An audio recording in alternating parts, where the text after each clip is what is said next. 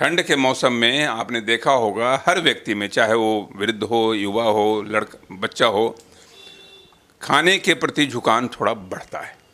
बढ़ने का मतलब है कि चूँकि मेटाबॉलिज्म कम होता है और खाने से आपको गर्मी का एहसास होता है, लगता है कि हाँ कुछ तरोताज़ा से आप भर गए, तो इसलिए खाने के प्रति आपकी प्रवृत्ति, आपका झुकाव ज़्यादा बढ़ता है, खास करके वैसे खाने के प्रति जिसका डायरेक्ट असर आपके शरीर पर खराब के रूप में पड़ता है, जैसे तली भुनी हुई चीज़ें हैं, पकौड़ा है, समोसा है, पेस्ट्री है, केक है।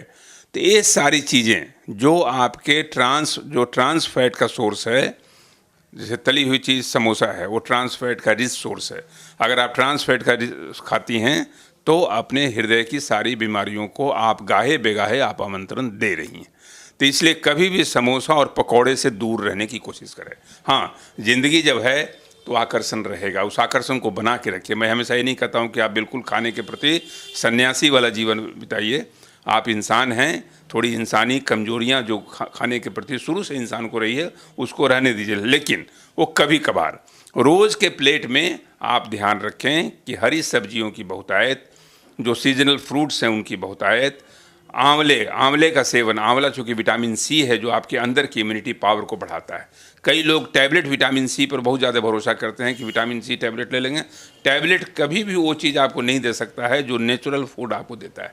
इसलिए अगर आप आंवले का सेवन करें तो आपको ठंड से भी राहत मिलेगी, और जो बार बार सर्दी जुकाम से आप परेशान रहते हैं, त्रस्त रहते हैं इम्यूनिटी लेवल की वजह से, वो इम्यूनिटी आपका बढ़ेगा। इसलिए फलों का सेवन, सब्जियों का सेवन, प्रोटीन का सेवन, कार्बोहाइड्रेट का सेवन कम, फैट का सेवन कम। तो कार्बोहाइड्रेट फैट कम, प्रोटीन ज़्यादा, तो ये सब खाने पीने की चीज़ें हैं सौम्या जी, जिससे आप बहुत हद तक अपने अंदर की इम्यूनिटी पावर को बढ़ाइएगा, हार्ट की बीमारियों से दूर रहिएगा, सर्दी खांसी से भी दूर रहिएगा, और जनरल स्वास्थ्य आपका ठीक रहेगा।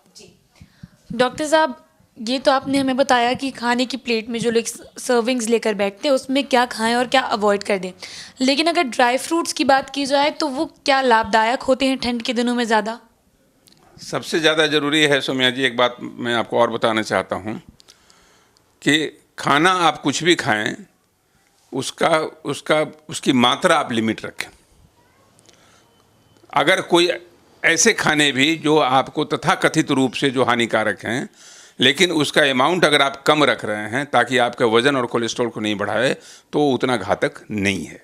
अभी आपने ड्राई फ्रूट्स की बात की, तो ड्राई फ्रूट्स में भी अगर आपका परिमाण भटक गया, मान लीजिए आप खजूर ही खा रहे हैं और आप 15-20 दाना खजूर लेके बैठ गए, तो एक तरफ तो आपको पोषण दे रहा है, दूसरी तरफ आपकी कैलोरी लेवल को बढ़ा रहा है, आपके वजन को बढ़ा रहा है। तो इसलिए कभी भी कोई भी अगर आपको अमृत भी है तो अमृत का सेवन कम परिमाण में करें। ड्राई फ्रूट्स तो हमेशा अच्छी चीज़ है क्योंकि उसमें एसडीएल बढ़ाने की क्षमता होती है, एंटीऑक्सीडेंट होता है और आपको वज़न नहीं बढ़ने देता है। अगर सीमित परिमाण में खाएं तो हार्ट फ्रेंडली है, टिश्यू फ्रेंडली है, सब तरह के वो ब्रेन के लिए भी उतना ही अच्छा चीज़ है, जैसे बादाम है, अखरोट है, इस सब का सेवन आप करते रहें, आप स्वस्थ रहेंगे। लेकिन मैं बार बार आगाह करता हूँ, जो भी खाएं उसकी मात्रा को सीमित रखें।